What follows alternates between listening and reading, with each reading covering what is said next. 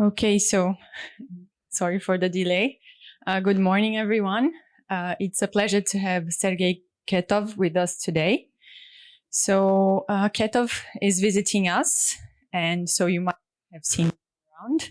He actually gave a mini course on the introduction to modern cosmology. So I'll briefly introduce him to you. He completed his graduate studies and PhD at the Lebedev Physical Institute in Moscow. Then he worked at the Tomsk State University, in Maryland University, and the Hanover University. And since 2002, he's a professor at the Tokyo Metropolitan University. So he's an expert on QFT, gravitational theory and string theory, with focus on supersymmetry. And in today's seminar, he will bridge his expertise with current problems and challenges in modern cosmology.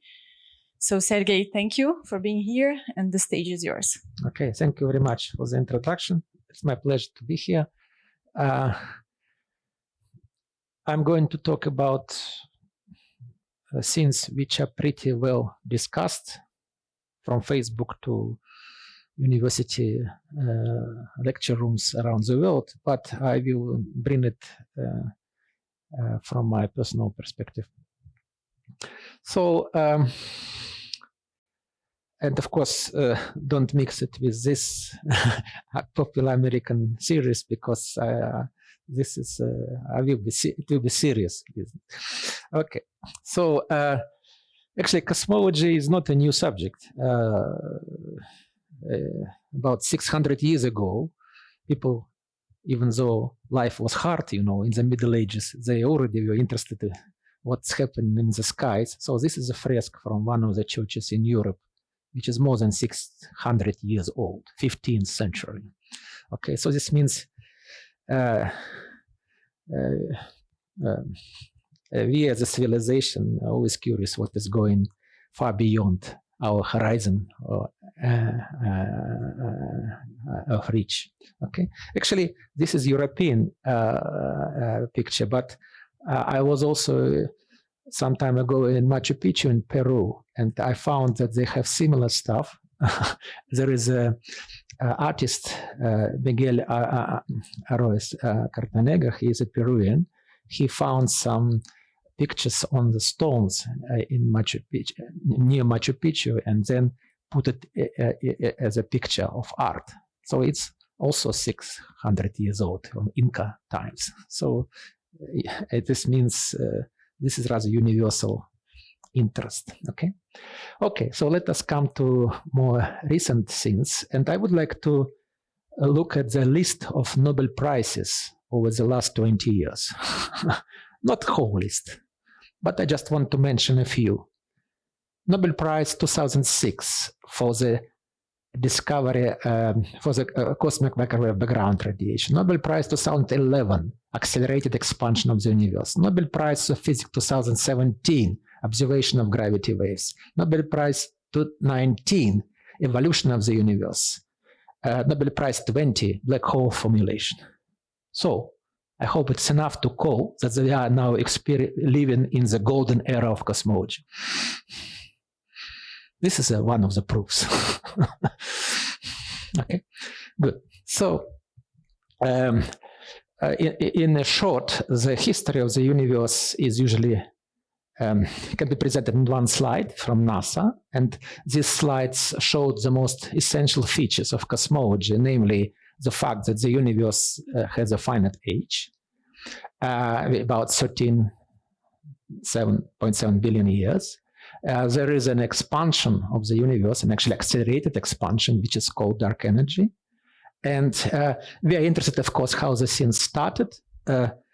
Universe presumably started as a quantum fluctuation, and space-time was formed. And in order to explain the evolution, one has to put additional era before radiation domination, matter domination, which is called inflation. And this is actually not just a story telling, it is now has some observational facts, okay? And these observational facts and measurements come from nowadays from satellite missions measuring this so-called cosmic microwave background radiation like WMAP in the past, Planck, and now there are also other facilities like Atacama Cosmology Telescope and South Pole Telescope. Okay, so I presume that it is more or less known. So I will be concentrated on the early universe because the rest is, of course, it's all can be and should be studied, but it is mostly the astrophysics, but this is a high energy physics. Okay, so the key issue will be the cosmic microwave background radiation, and we know quite a lot about it. This is a picture of the temperature density fluctuations. Sometimes it's called Mona Lisa of cosmology because this is what we observe. And the question is, what is the physics behind it? And behind this picture, there are several Nobel Prizes how to explain this pattern, because it looks like homogeneous and isotropic, but not exactly. It is not exactly homogeneous, as you see fluctuations. It is not exactly isotropic, as you can also see. So this has to be theoretically predicted and explained. Good. So let us start from something everybody knows. Yeah, we are here in the first place because of the sun, which is a source of gravity for our solar system on the one side. On the other side, it's a source of radiation, which provides energy to us. And this is because we are here in particular, and there is life. Yeah. So an important thing is, you know, that the radiation velocity is speed of light, and it is constant. Therefore, actually, when you look at the sun, what you see is just something which happened in the sun 8 minutes ago, because radiation, it takes 8 minutes for the radiation from the surface of the sun to come to us because of the speed of light and the distance. Okay, so this basic message is that when we look into the sky, we essentially look into the past. It's clear. Yeah. Question: how far in the past we can look at? Okay, then we can take, for example, the nearest star, which is our Alpha Centaurus, and ask how long does it take for the radiation to come to us. It's already 4 years, which is substantial, and but it's still less than our lifetimes, which is about less than 100 years. Yeah. So, but this is not the end of the story. We can look deeper into the space and deeper into the past and ask, what is the nearest galaxy? Nearest galaxy is Andromeda galaxy, and it takes so many years approximately for the light or radiation to come to us. So this means we look very deep into the past. Okay, the deeper into the space, the deeper into the past. Very clear. Okay, but this 2 million light years is still much less than just years. Yeah, it is just much less than the age of our universe, which is 13 billion years. So we can look further, and we have a technology for that. Namely, we can look, for example, take these well-known pictures from Hubble telescope, which basically probes about 13 billion years, which is already comparable with the age of the universe. So this is the early universe, but not very early universe. Okay. So more recently, there is another mission, which is James Webb Telescope, which can look even deeper into the space, and it is still, so it is already 13.3 something billion years, which is beyond Hubble or more to the past. And what is remarkable is that it's already a pretty crowded place. Okay, so this means most important things happened at the very beginning. Okay, we can see already stars and perhaps black holes here. Good. So this means the place where we should look into the origin of our universe, into the origin of our elementary particles and galaxies, stars, and so on, should be the early universe. Okay, so let us look more in detail about this.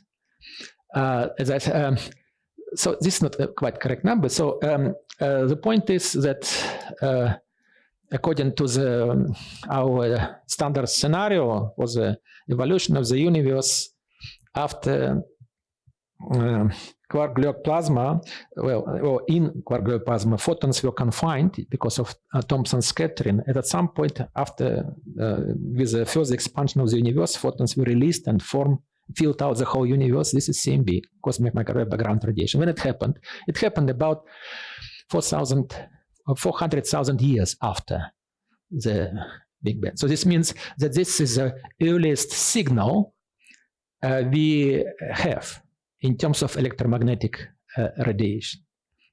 So this is the earliest signal which can be measured, is studied, and so far, and should be explained. Yeah. So that's why we should look first at this. It's not the very beginning of the universe. Yeah. So space-time was formed, and inflation happened, and so but Big Bang, nuclear synthesis happened, and so on.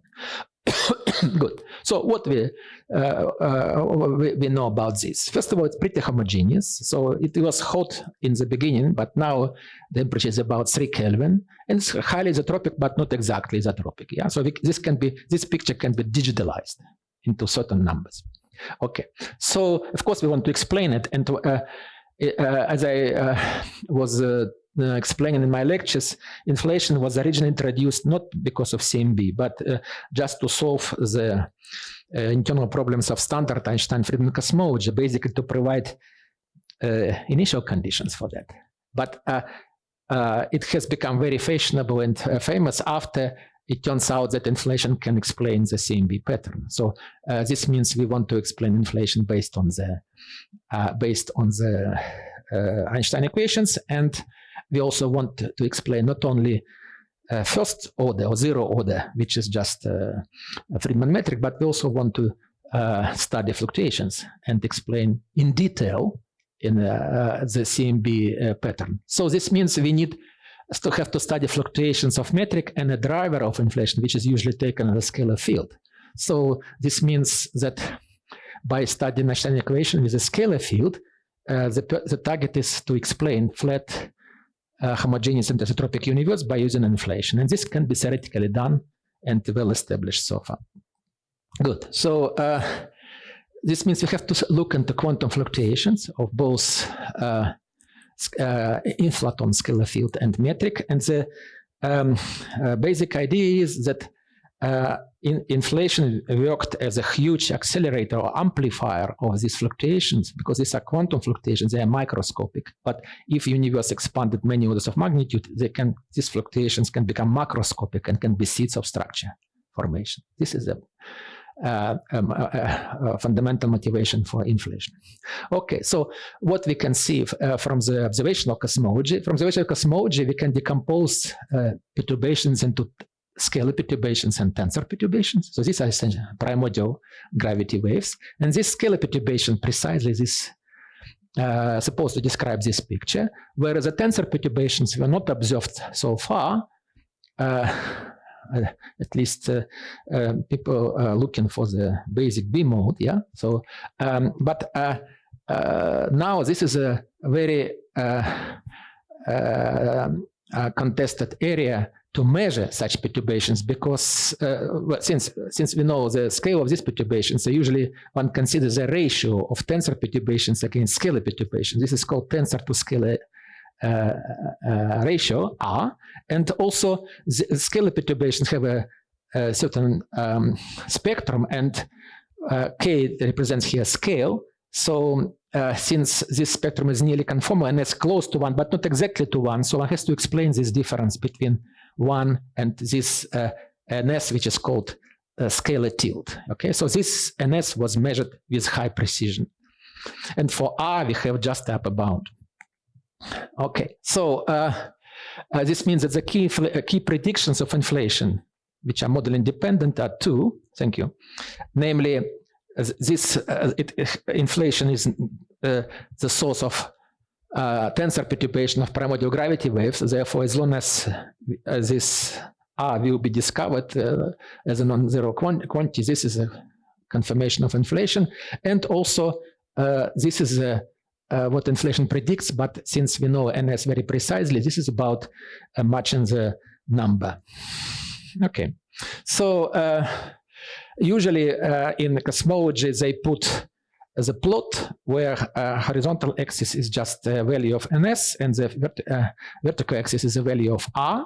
So this means for NS we have a precision value, and these colors means 1 sigma, 2 sigma, 3 sigma, and the R we don't know exactly, but we have the bounds, and this bound decreasing with time. So at the moment it stands at 0.03, but already this is not the latest picture. So 0.03 somewhere here. So it rules out all models which predict higher values of R, and this is a current game. For example, all in photon theory is determined by its potential, and the current bounds already ruled out all power law potentials, like phi to the p, like phi squared, phi fourth, whatever.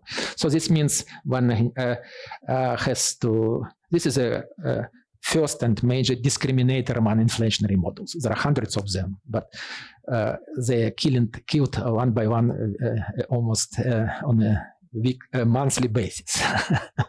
Okay, so there is more actually from what we can learn CMB, because if we consider the multipole moment decomposition of the spectrum, we will see that there is not only microwave CMB peak, but there are also two other peaks which actually are responsible for the other two phenomena which are known, dark energy and dark matter. This is another source of information about our universe, and it boils down to this famous cosmic pi, which tells you that most of the visible universe is within 5%. Visible universe includes all matter, radiation, which is detectable and visible, but other 95% have two components which corresponds to these two peaks in particular in this picture, and they are called dark energy and dark matter, and I will talk about it more in what follows. This is just one source of information. There are more. Okay, so this means that even though CMB is great and we can study it and use it as a discriminator, at the same time it's a pretty small window in terms of energy scales. So for roughly saying, if the potentials in photon looks like this, it just this picture covers just a particular range, so it doesn't hold the whole potential, unfortunately. So this leaves the room for huge number of possibilities to meet CMB observations, because this is small, okay? And for example, these observations alone do not allow to reconstruct the full scalar potential. I mean, from observations. Theoretically, of course, it's possible. What is really important about the, so not really, how I just show it in my lectures, how inflation solves fundamental problems of Friedman cosmology. So the basic point is that when you have inflation, which means accelerated universe, actually, if you look at the Hubble horizon, which measures the size of causally connected universe, actually decreases during inflation. So this is straightforward consequence of that second derivative I positive. Then you get the derivative of this Hubble radius negative. So this means effective causally connected part during inflation decreases, and therefore it allows to mix everything. And this is the reason how it solves horizon problem, the basic point. So this is pictures are available in the internet. Okay, so what we have in a big picture. In a big picture, we have the following: that that inflation created two sources, density waves and gravity waves. So usually some people call quantum burst of the universe Big Bang, but I think it may be not so correct. Maybe better talk about Big Bang as a particle production after inflation, because this is we cannot really access this area, and therefore I would call it physics. It's only storytelling. There is no, because as I told you in the course, inflation is also erases memory from what was before. because of the attractor solution. So you cannot, there is no way to, at least for now, to check what happened before inflation. So there is no, you can theorize about it, but there is no way to get some observational stuff or physics. So after inflation, when the universe continues to expand, we have what is called reheating or particle production, either through the inflaton decay or from gravitational vacuum of expanding universe. So then this particle, after form some kind of quark-gluon plasma, then they form atoms, and they form nucleus. So you have this BBN nuclear fusion, then atoms, and all the way to astrophysical objects and the current. So this means this is, of course, never-ending science and research. But even the problem is that even though this nice picture, which was originally proposed by Gamov, as far as I know, and described in well details in, for example, in the first 3 minutes of Weinberg book, the problem is, unfortunately, it is not so great because we don't have the information about this. We don't have the information about this. What we have is just just this. So we explain this through the inflation which happened here. Yeah. So we connect this observable stuff with a short area of inflationary universe. Okay, fine. But the problem is we in between we don't have much data, so that's why we have to theorize. So this means what happened after inflation, all the ways to this leptogenesis, baryogenesis, and so on. This is there is no theory. It is just a huge number of models, and the results are model dependent. So this is a real situation. It is good for writing more papers and your own scenarios, but there is no consistent picture until BBN, because with BBN it is already low energy physics. This is quantum mechanics. Then you have a boundary, okay. But between inflation and say first second is very difficult to consistently describe because data is limited. Okay, so going back to the cosmic pies, it looks like that our universe actually looks like this from the first sight, like a Manevich square. Because, for example, when we have some open campus, so we lure students to astrophysics by showing nice pictures, of course, and most of them go there. But when I represent my lab, I show there, and I get much less students, but more motivated. Okay, so this means I would prefer to talk about universe like a jelly bean stuff, because it is mostly like that, which seems to be disappointed, but very good for theorists to find what is behind this picture, like what is behind the view. Okay, good. So to summarize, actually, this is a slide from my stuff that cosmological inflation was introduced initially not as a model, not as a theory, but as a paradigm. So it's kind of idea, yeah, to get rid of the problems, several fundamental problems. And of course, since this was for about 45 years ago, and now, of course, we want theoretical mechanism for that. And I told you it's just a standard mechanism by using the scalar field, but even that allows significant ambiguity because the potential cannot be fixed completely. Okay, so this means you need more. So, for example, that's what I was advocating in the Starobinsky model and so on. But if we rely on particular this model which I described in my course, then we can predict the scale of inflation. Actually, the tensor to scale ratio is directly related to the scale of inflation. So if you measure R, you know Hubble function during inflation. But Starobinsky model predicts particular R, which is 10 to minus 3. Then it can be converted into the energy scale of inflation or Hubble function, which is about 10 to 10 TeV. Okay, so what is remarkable about that? This is, of course, much bigger than LHC. There is no way to build accelerator with such energies. So this means sky can be also a good source of information for particle physics, very high energy physics, which is not well beyond the standard model. Okay, so this is active area of current research.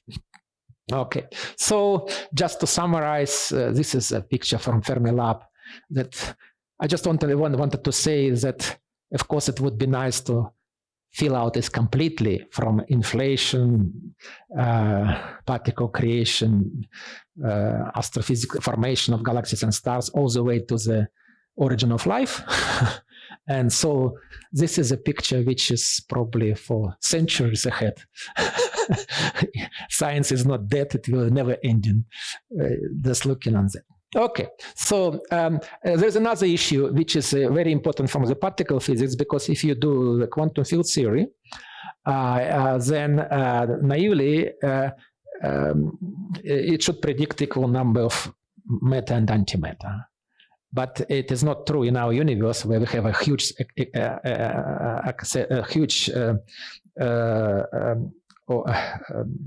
presence of matter over antimatter. Yeah, so this is a problem, how to explain this condition. This is also a very active area of research, and again, it is highly model dependent. Okay, it's called baryogenesis, and actually.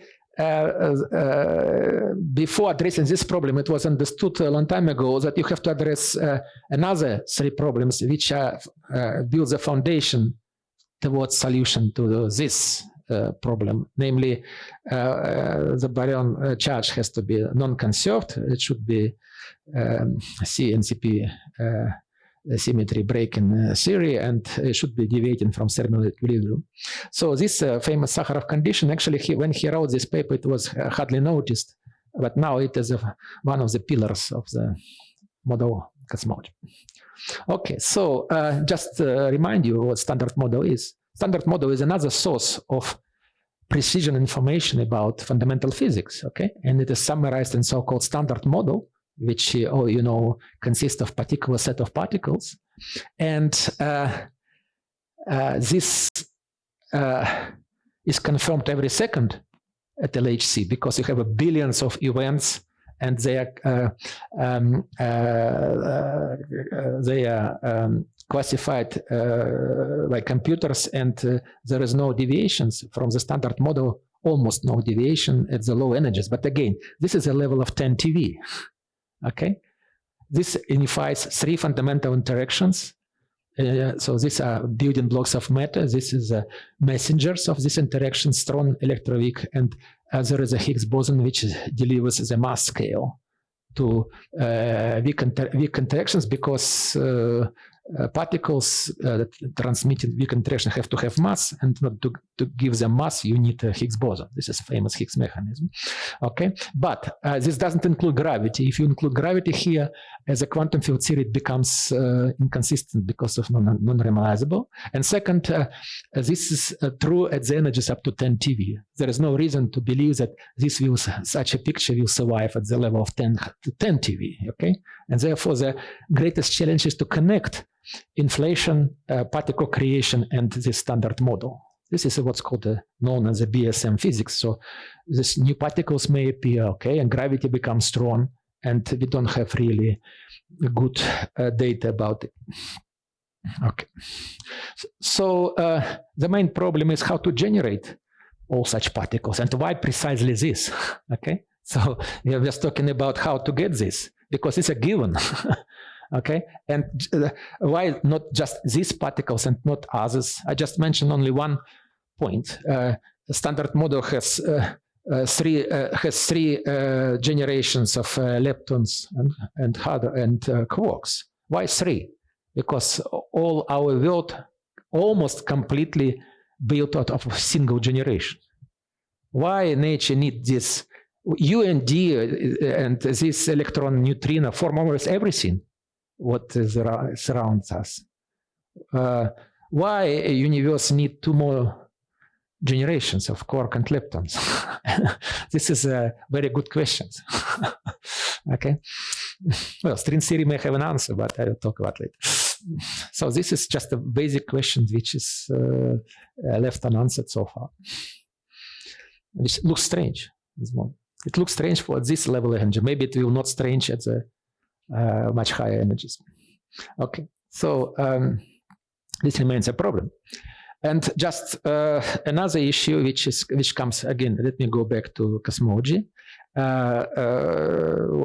Why we need dark matter? Dark matter basically needed for keeping galaxies together. Yeah. So essentially, if you adopt the naive model that galaxy is like a solar system in the center of supermassive black holes and stars moving around that, you will get this Kepler-Newton law. But in reality, it is like this, which means galaxies more like a disk, and you have to fill out the intergalactic interstellar space with something which is called dark matter to keep galaxies together. Okay, to explain this is one of the simplest manifestations why dark matter is needed, and it was noticed a long time ago. Okay, but the question is, what is the nature of dark matter? I'm not asking about the distribution of dark matter. This is a more subtle question. I'm just asking the nature of dark matter, what it consists of. So what we can learn from the astronomical observation is the average dark matter density, which is essentially like 3 protons, equivalent of 3 protons in cubic centimeter. Okay, and then we can easily check that if it takes solar system, that the dark matter is negligible in solar system compared to the mass of the sun by the factor 10 to minus 18. But if you take, for example, a galaxy, the situation is different. Dark matter will be the major player. And this is a puzzle, so to say. Okay, good. So, so basically what I want to say is that despite a lot of search, we know about dark energy, dark matter very little. So, and only indirectly. So there's, for example, as I said, yeah, the simplest way to explain dark energy is to postulate some new particle, which is doesn't interact electromagnetically, are relatively stable or metastable and presumably non-baryonic. And there are a lot of candidates for that. It's called cold dark matter. So it is not just, it could be axion, gravitina, neutralina. We don't know the mass of such particles, so it could be very light or very heavy.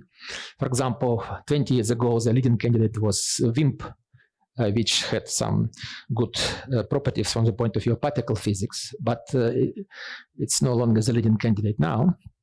So it faces competition from two sides, namely from ultra-light dark matter like axions, or from for example, super heavy dark matter. So even if we assume that it is a particles. Okay, so as regards dark energy, well, if we just add a small cosmological constant with a particular value, then it's possible to, there is a solution describing accelerating universe, which is dark energy.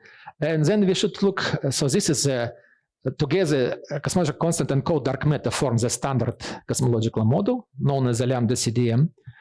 Okay, kind of similar to the particle standard model. But if we question whether it's really cosmological constant, we have to look at the dark energy equation of state, namely the ratio between pressure and rho. It is actually, this is experimental observed value. So if it is exactly -1, this corresponds to cosmological constant. If it is not exactly -1, then it should be something else like a quintessence. That's why observational cosmologists look into the checking of this equation of state. So there are at least 2 projects running. One project is Euclid mission, which whose aim, it's already running. It was launched several years ago. So its primary purpose is to check the dark energy equation of state. And also I learned recently that there is an interesting project in Paraíba, they called Bingo, where they are now constructing the radio telescope again with the idea, with a target to measure dark energy equation of state. And they said that by the end of this year it will be constructed. Okay, so if it, I mentioned only a few evidence about dark matter, namely this one and this one, but there is more. So one may say that this is overwhelming, but again, we are still far away from understanding the nature of dark matter, despite almost 25 years of active searches of that. Yeah, so these searches at colliders, directly, indirectly, sort of mostly they were around WIMP particle, yeah, because it is appealing from the point of view of particle physics. But so far, nothing was discovered, definitely. So WIMP remains one of the candidates, but it is just one of the possible candidates for particle dark matter. And I would like to turn your now attention to a very different possibility, that perhaps dark matter may be non-particle of non-particle nature, namely as black holes. Okay, so why black holes? First of all, we know that black holes exist. Black holes exist because of LIGO, the detected gravity waves from merger of black holes. So this is what the kind of violent events they observed gravity waves from such mergers, and actually this allowed to calculate masses of these black holes, and they are in this range. Yeah, so you see this is confirmed LIGO events or LIGO Virgo events. So they are all beyond the solar mass. So it is in terms of solar mass. Yeah, so we don't know whether these black holes are astrophysical or this is produced by after the star as a result of star evolution, or they are primordial, which means they could be produced in the early universe. But that's what we know, that these are real. These are real. Okay, so actually one can even see them in some sense. Yeah, you can see the halos of these black holes. Of course, you cannot see black hole, but these are just photons which are traveling around black holes. So this is a most direct manifestation of the existence of black holes. Okay, but of course the question is, what is their origin? Good. So this means that since we cannot travel to black hole, this is dangerous and impossible so far, we can nevertheless study gravitational waves originating from either early universe or from the such events like a merger of black hole or their origin. And in particular, there are several real projects running. Okay, they're not yet in the space, namely so-called gravitational interferometer, space-based. There are several of them. Well, at least I'm aware of one project in Japan called DeSico, and two in China, Taijin, and I forgot. And this is a LISA, this is a European project, which basically the idea is it is based on 3 satellites, so they form the gravitational interferometer with the long base about the size of the solar system. So this is the design of this is already completed. The technology is there, so they expect it in about 10 years to launch. So this is a competition between several countries. So because this is what's called onset of gravitational astronomy, and significance of it is hard to estimate because gravitational waves can deliver information well before CMB. Another possible source of information would be neutrino observations, but it's also going on, but maybe a bit behind of that. So the idea is to probe very early times, okay? Very early times, closer to the first, not closer to the first second. Okay, so another way, maybe there is another way, is just to try to address it from pure thought, namely by using string theory. This goes under the name string cosmology or string pheno for particle physics, and string cosmology for string-based cosmology. This idea is different. So I was always put forward observations, yeah, kind of facts. But as idea, the basic motivation for string theory was and is a theory of quantum gravity. And the idea is that if you know theory of quantum gravity, which is inevitably is a theory of everything, which means all interactions, then you can deduce, you could deduce the rest, so to say, by mathematics. Yeah, this is the idea, and the basic idea was that it's so hard to get a quantum gravity consistent that just by doing it properly and consistently, it means normalizable or finite. Yeah, you may get the world. Yeah, in a way it reminded me the story. Lord Kelvin, remember 100 years ago, said that physics is finished because Newton did everything. So just remains to calculate with high precision some numbers. Yeah. And I remember when I was a graduate student, I was doing string theory in 80s. The feeling or was similar in string community, that we have a theory of quantum gravity. It's just what remains is just to calculate some details about extra dimensions, some just and calculate and derive the universe. Yeah, this was the feeling. Maybe, well, I wouldn't say it's naive. Everything is good if it produced good results, and it was string theory is based on the good mathematics. Okay, so at least it pretends on the consistent theory of quantum gravity. Yeah, this is and I have no doubt about that. But the question is, whether it can address questions we are really interested in, like Big Bang, dark energy, dark matter, unification. Okay. Well, it's not my talk is not devoted to string theory, but I just want to tell you a main problem. The main problem is that string theory is defined essentially in 10 dimensions. In 10 dimensions, there are 5 string theories. Perhaps in 11 dimensions, they go to a single one under the name M theory. Okay. But it is very, how to say, we don't know the fundamental degrees of freedom, but at least we can start with that. So sometimes it's called the world formula, yeah? String theory just explain all interactions. But the problem is how to go from 10 to 4 dimensions, because our world, observable world, apparently 4-dimensional. You may think about extra dimensions as a kind of very small compact space, or you can think about in a brain world, yeah. But this, what is important, this leads to a huge number of possibilities. Huge number of possibilities, because there is a huge number of possible compactifications from 10 to 4. There are some restrictions. So, for example, this hidden extra 6 dimensions may be, for example, Calabi-Yau manifolds. When 40 years ago, they were known very few. Now there are thousands of them.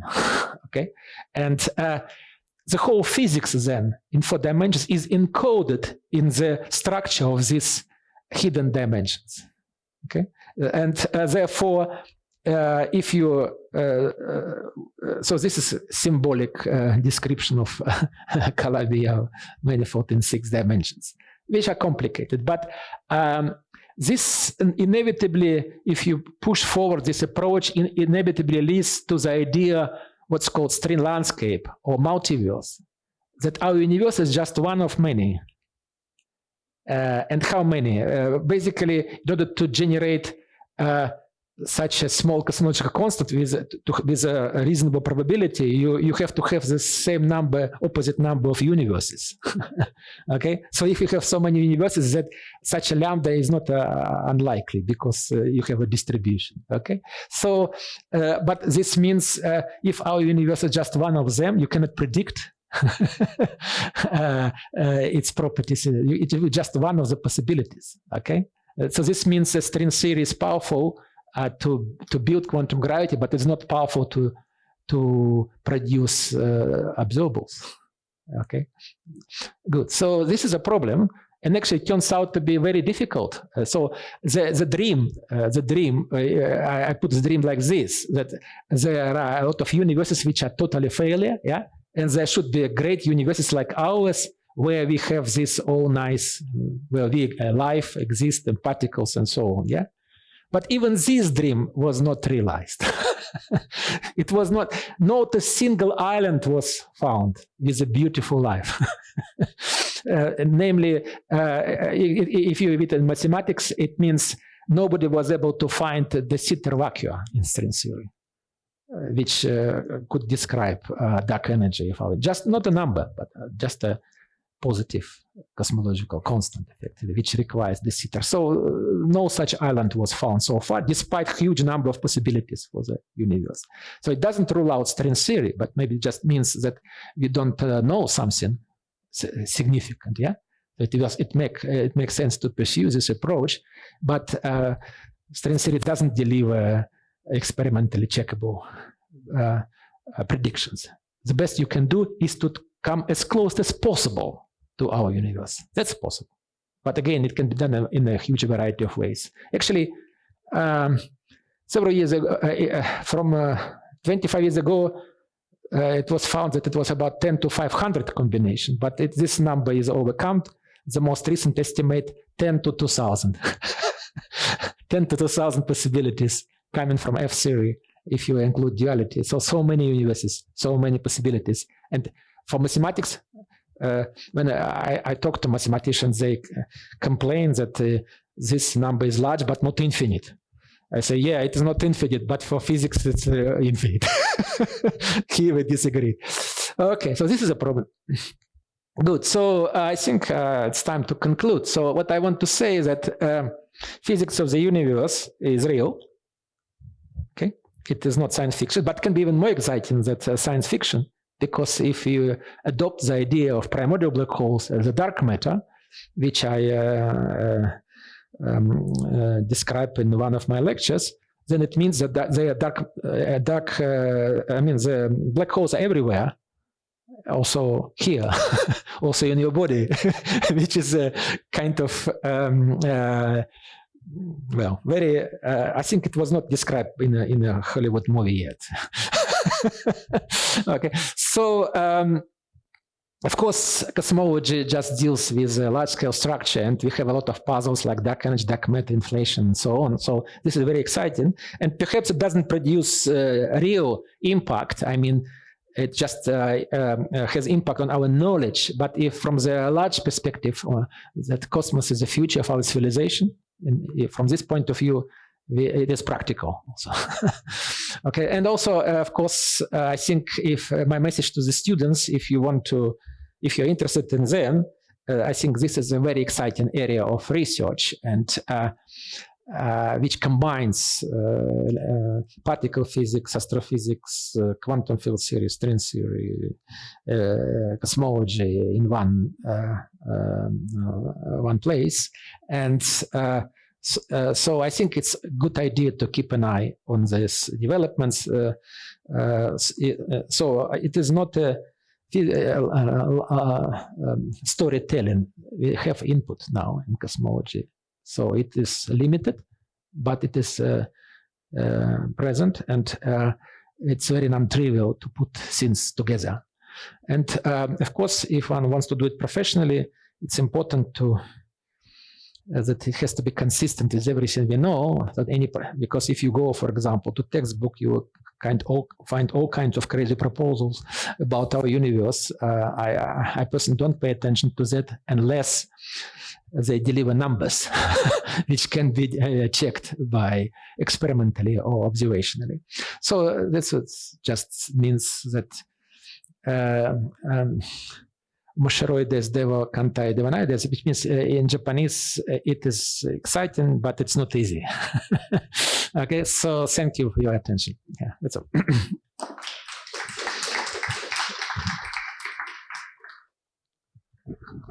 Okay, let's open for questions.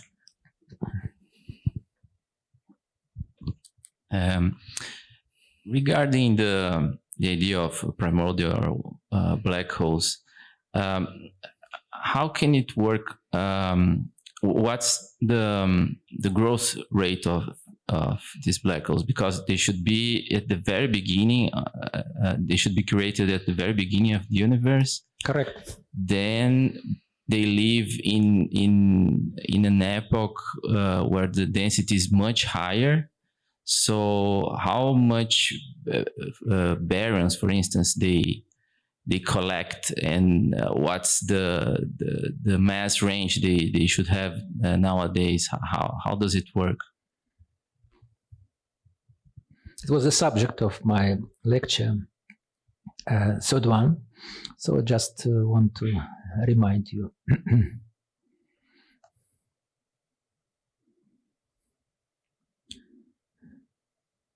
So primordial black holes can be generated after inflation if there is a peak of a large peak enough to generate large perturbations.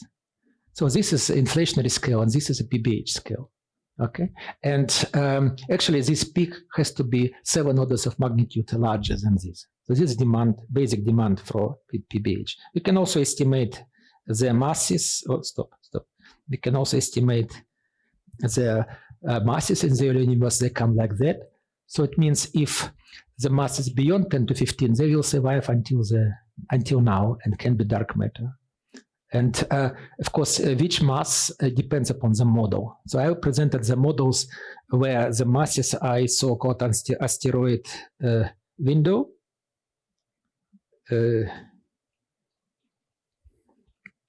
So this is dark matter 100%.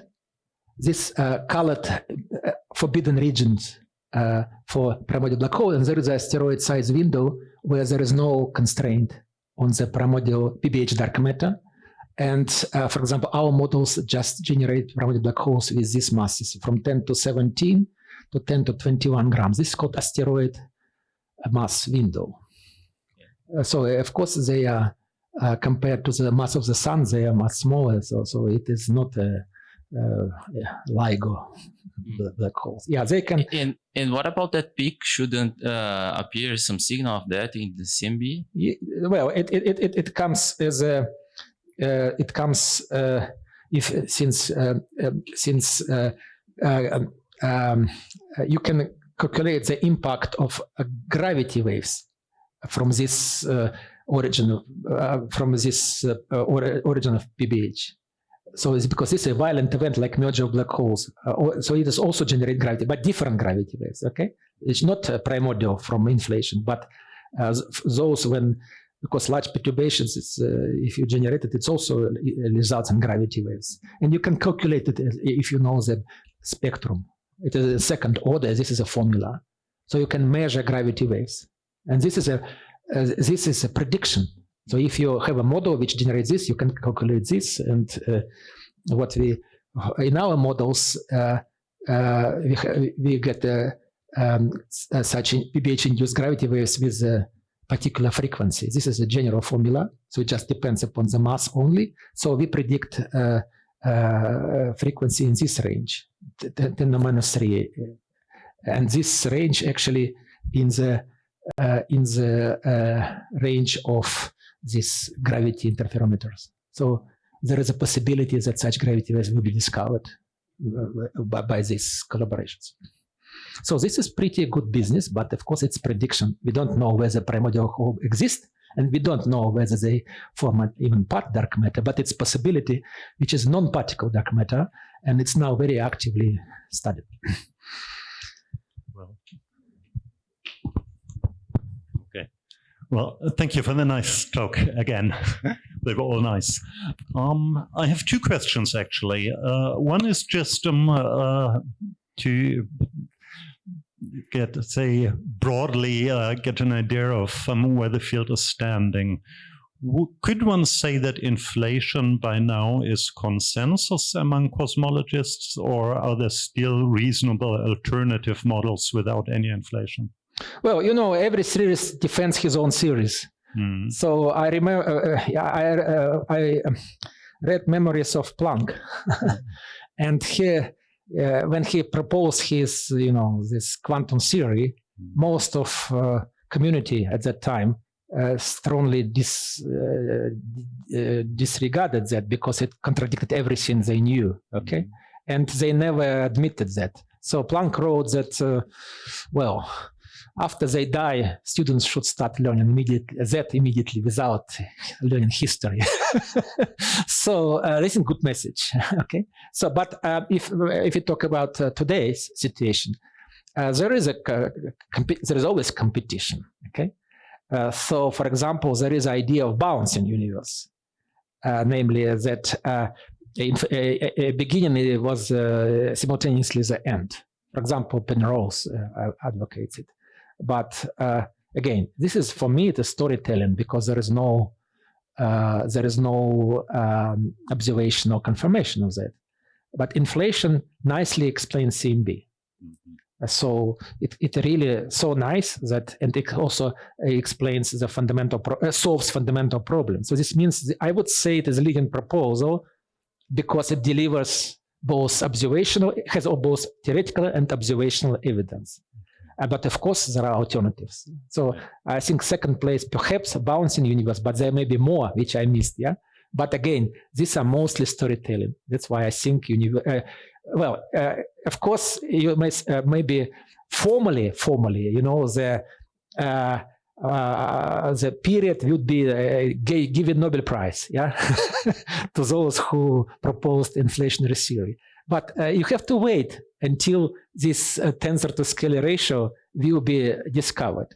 If it will be discovered, any number, non-zero, then inflation finished. Yes, it's done. So it's no question about it. If it will be not discovered, suppose it is not 10 to minus 3, but 10 to minus 6, and technology is not there, you may have to wait for another dozens of years, yeah? But then, unfortunately, people who proposed inflation will be passed away, and then you will not get a Nobel Prize, yeah? But I would say it is fair to say that inflation is a leading proposal and has very strong evidence. Okay, thank you.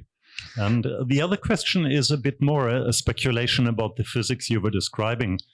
Inflation, of course, is a very high energy phenomenon, and it loses lots of energy when the standard model particles are constructed, are formed, right? It decays into the standard model particles. Right.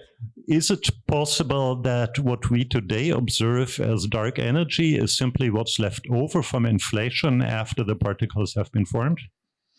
No, I don't think so.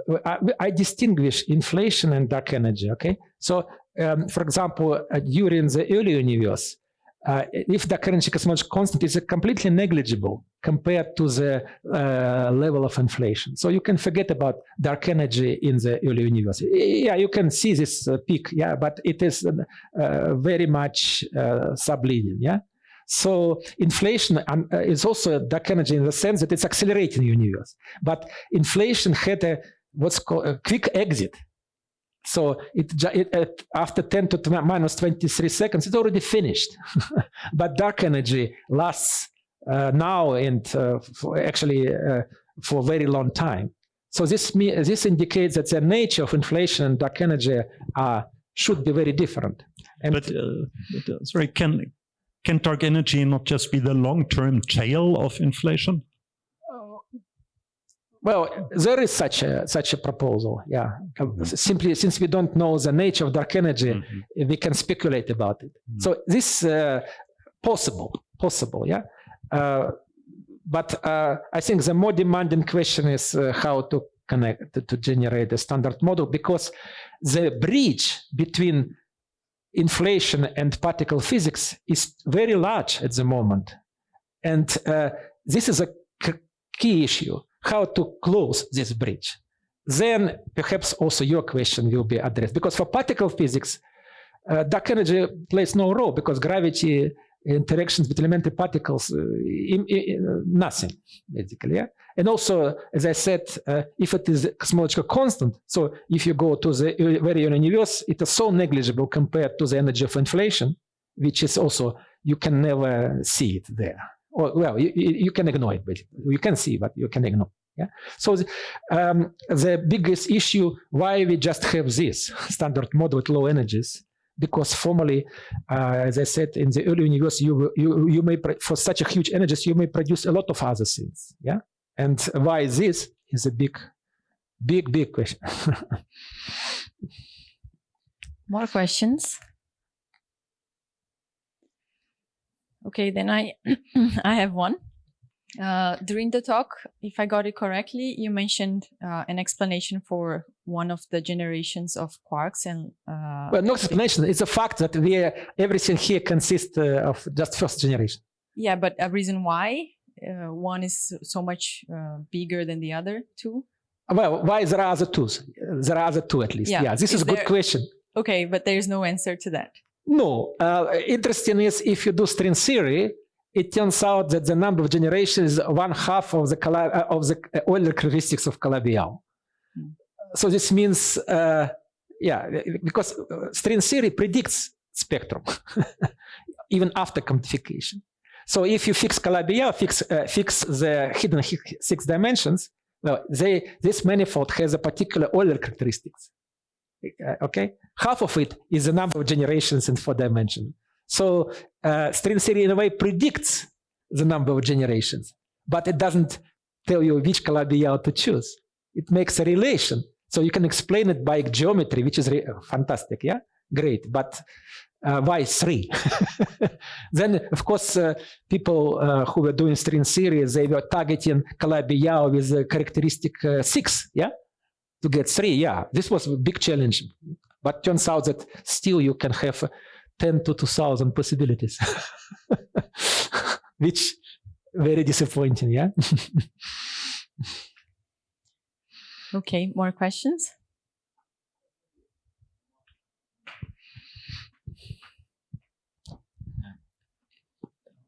I don't remember how many years ago I've heard this, but people used to say that it's easier to have a zero cosmological constant, to explain a zero cosmological constant, and then dark energy is something else, which is not vacuum energy. So sure. What's your opinion about this? How's the status of this idea nowadays? Okay, I covered it in my lecture, sorry. But anyway, I will repeat. The point is, cosmological constant is very strange. So suppose Bingo or Euclid tomorrow tell us that equation of state not -1. So cosmological constant is ruled out, yeah? Then, and also there are indications which are not completely confirmed, but a lot of, increasing evidence that cosmological constant is not constant, so to say. Yeah, but this means you have to replace it by the scalar field, which is the quintessence is called. Yeah, or as I also explained, quintessence is equivalent to modified gravity, FR gravity. This was. Why you understand this? I'm just telling you that you can avoid cosmological constant by tuning the scalar field without cosmological constant. Oh yeah, okay. Yeah, it's possible. Yeah, but of course it will be mimicking the cosmological constant, but it will be there will be no constant term in the Lagrange. This is possible. Yeah, in many ways possible. But again, this is lambda CDM is just effective description. So it just summarizes the knowledge we know and tell us what we don't know. Yeah. So I personally believe that very soon cosmological constant will be ruled out, but we have a quintessence which is easily can replace it. But again, then you can say this quintessence. This means new field, new particle, and new force, fifth force. So where is fifth force? Because exchange of this by interactions due to messenger as a quintessence will give fifth force. In solar system, there are very strong constraints on the absence of fifth force. So you need screen it. Yeah, there is such a thing. Chameleon cosmology. Yeah, possible. Density dependent. Yeah. Oh. Okay, good. So let's thank Ketov again. Okay, thank you very much for coming and for your attention.